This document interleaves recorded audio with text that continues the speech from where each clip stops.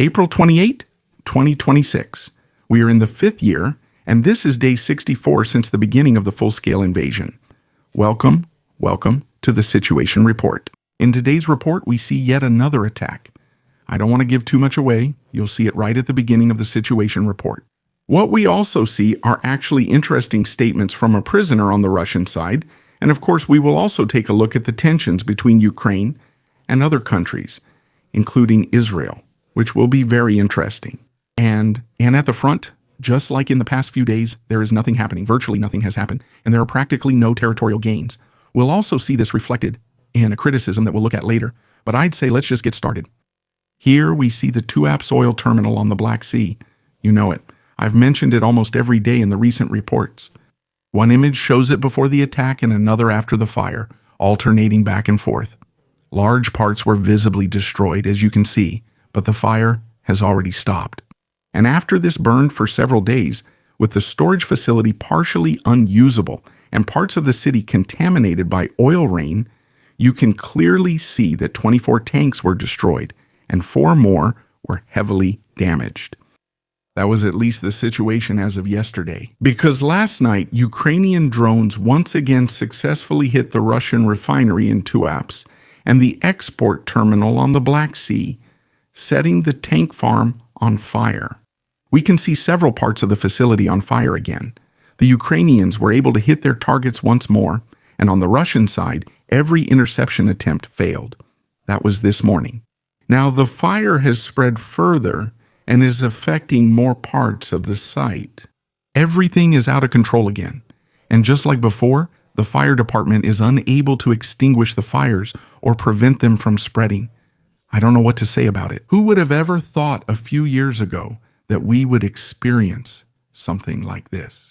Back then, the world's second strongest army, at least on paper, wasn't able to achieve any of its war goals up to this day.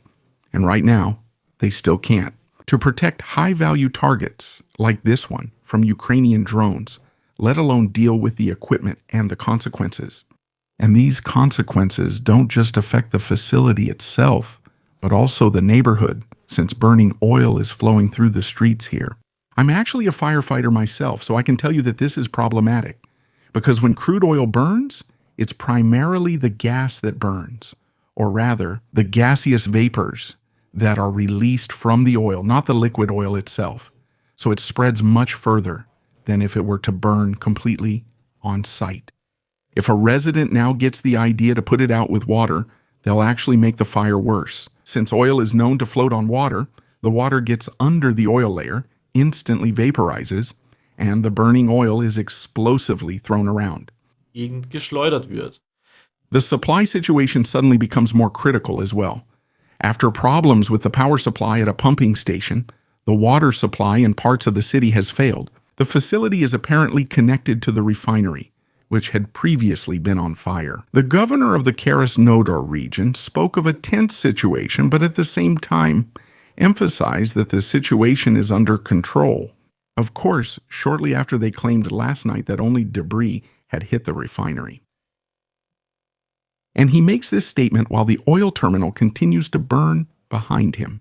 Residents in the immediate area are being evacuated as a precaution, and emergency crews are still working to deal with both the aftermath of the fire and its impact on the infrastructure. This combination of fire, power outage, and interrupted water supply makes it clear how quickly such events can affect people's daily lives. So we can see this was the 3rd airstrike on Tuapse within a month. 3. Take a look at this. A Russian soldier is spotted by a Ukrainian drone. Once again, the following questions arise. Why is he walking around in an open field? Why is he alone? What is he doing here?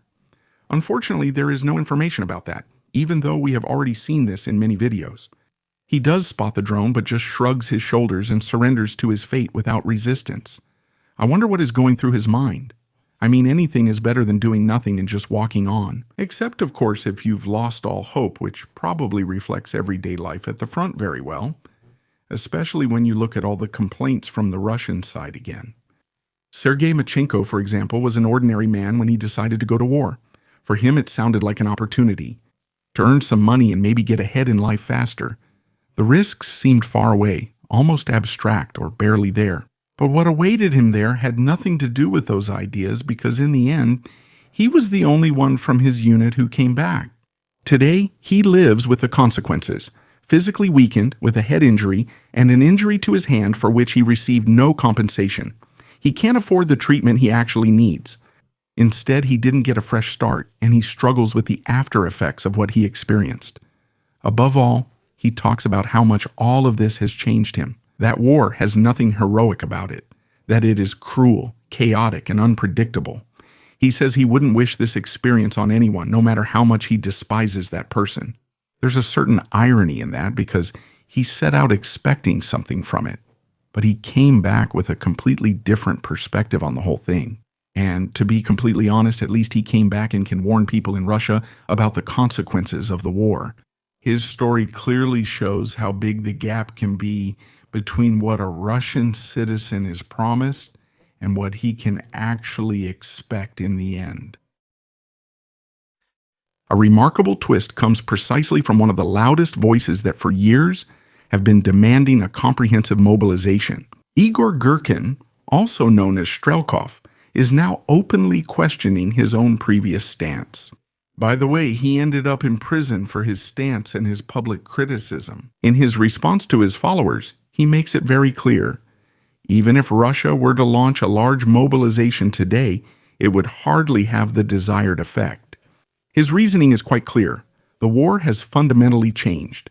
Instead of classic battles with large troop formations, drones now dominate the battlefield. According to his assessment, these could effectively eliminate even large numbers of infantry, regardless of how wide the front may be. From his point of view, the decisive moment was missed. In recent years, a mobilization might still have made a big difference. Now it's too late for that. More soldiers alone would no longer turn the situation around, even against numerically smaller Ukrainian forces. Instead, he wants a complete economic overhaul. It's not about sending people to the front anymore, but raising industry, research, and production to wartime levels. Only in this way can one remain competitive in the long term. At the same time, he expresses unusually sharp criticism of the official narrative from Moscow. Statements claiming that the end of the conflict is imminent, he describes as absolutely misleading.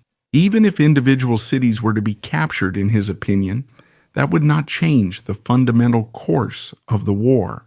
For him, it's clear the war will not be decided by a small territorial gain, no matter how long it takes, but by long-term resources and technological capabilities. And that's exactly where there's currently a big problem, because Russia is not prepared for that. His conclusion is correspondingly sobering.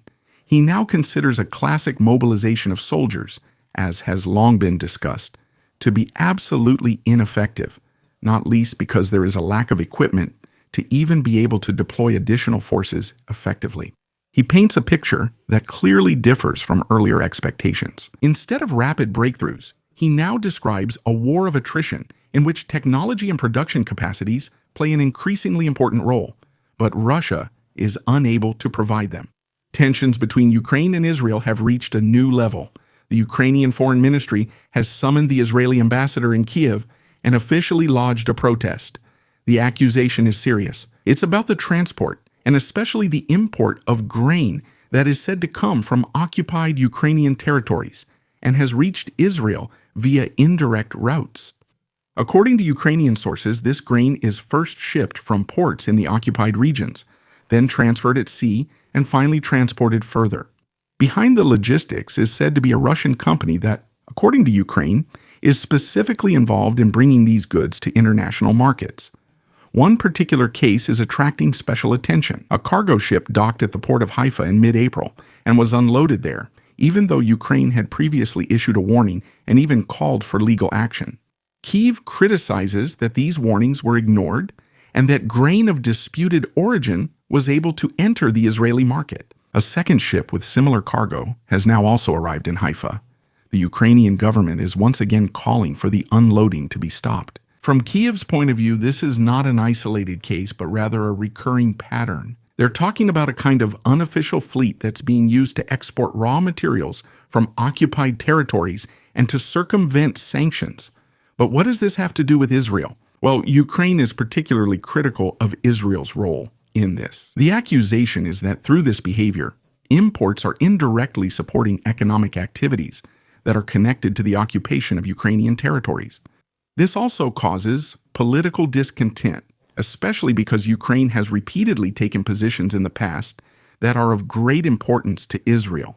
For example, in the area of security policy or in dealing with certain organizations in the Middle East. For Kiev, the current behavior does not match Israel's official statement of supporting Ukraine's territorial integrity. Instead, it shows that mutual trust is at risk. The Ukrainian government is therefore demanding steps to immediately prevent further unloading operations, a legal assessment of the incidents, and measures to be able to exclude such imports in the future. At the same time, they also make it clear that they are ready to go further on a diplomatic and international level to take action against the trade in these resources. This is turning into a dispute that is increasingly becoming a sensitive foreign policy dispute, which goes beyond economic issues and could put a serious strain on the relationship between the two countries. Thank you to all subscribers, channel members, and the Alger crew, especially Lieutenant Colonel Reinika Sedatitiv and Ferdinand Meyerhofer. Please subscribe, like, comment, and see you in the next Situation Report.